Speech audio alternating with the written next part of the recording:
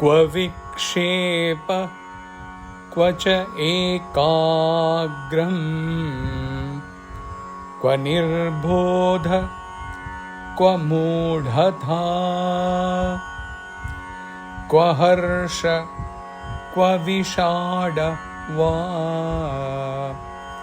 sarvadā niṣkriyasya me.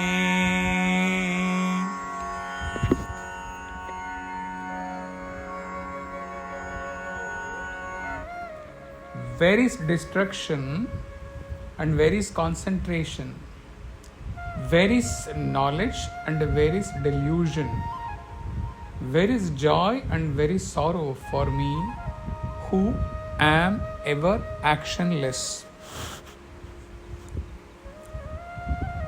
Distraction is possible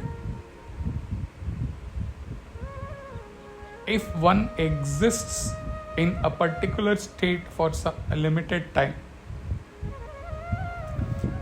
If you are in a prayer for 10 minutes in the morning and then there is no impact of those 10 minutes prayer in you during the day, then you can get distracted by any event, any happening, anyone's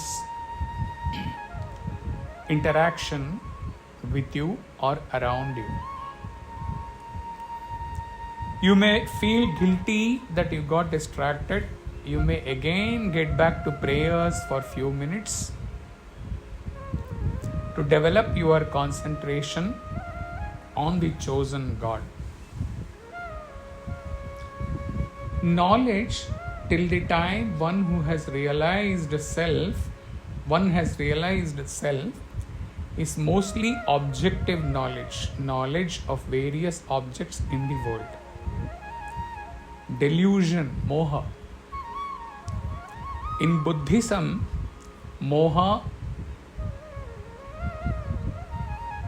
explained as one of the three unwholesome roots which, together with craving, lobha or attachment, raga, and hatred, dosha or dvesha, leads to rebirth and suffering in cyclic existence, samsara.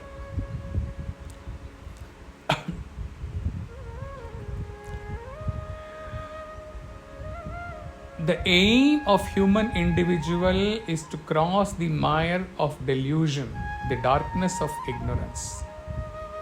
This ignorance and delusion are called in philosophical terminology maya or nature.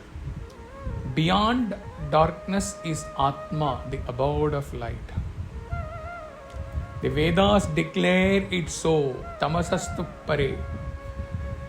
To reach that realm of light, one has to cross the ocean of darkness and go beyond sorrow and delusion, shoka and moha. Joy and sorrow. We derive joy or sorrow from temporary happening or not happening of something. Joy and sorrow are experienced by us when we are in the limitation of desha kala vastu. All the above explained keep happening for a jiva who is in the grip of ego. Now coming to a jivan mukta or a videha mukta. Janaka says, in his irreversible abidance in self, the state which does not come and go. In that state, how and due to what will he lose his concentration and get distracted?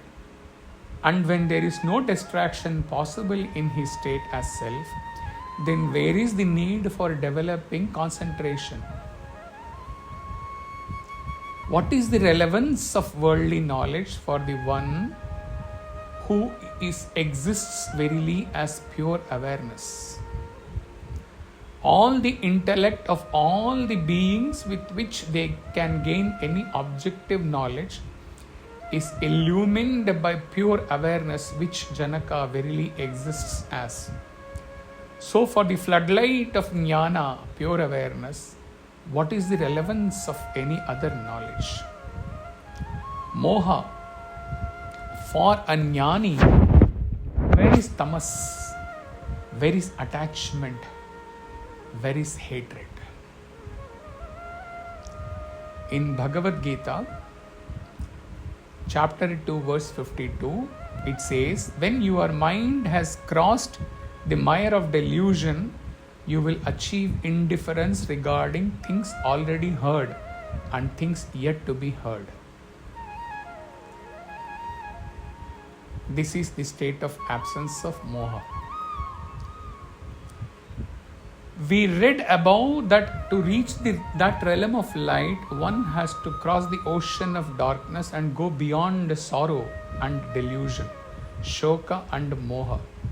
For the one who has already reached the realm of light and existing as light, where is shoka and where is moha? Where is the primal ignorance, avidya, due to which these things arise? One is the joy or the happiness that you get, which is based on objects. One enjoys joys or happiness, which he gets based on objects. You have a coconut. I like those. They are sweet. Some joy can come based on some objective taste. A little higher level of joy, divine joy. As you come to your unassociated presence, I am, which is being, you notice that there is a different fragrance to the joy in your presence.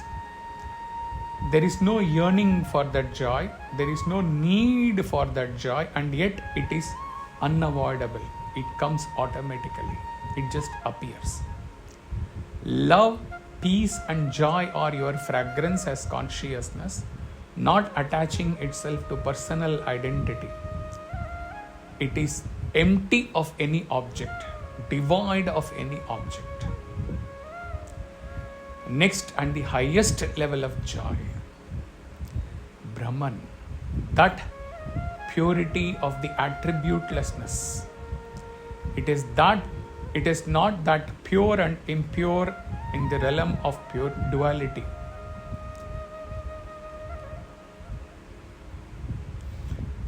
This that is beyond being, that which is just aware. This joy is not something that can be really spoken about. Beyond even the joy of existence is the joy of the self. You will see that the self in its very nature is joy, Ananda. And in that state of Ananda, Brahma Ananda, the state which is the reservoir of Ananda, happiness experienced by all created beings, how can he experience joy as something other than his own state? Needless to say, how can he experience sorrow when he has no mind, no thoughts, no vasanas, which all have the potential to get sorrow for an individual? Let us see if there is anything in the book.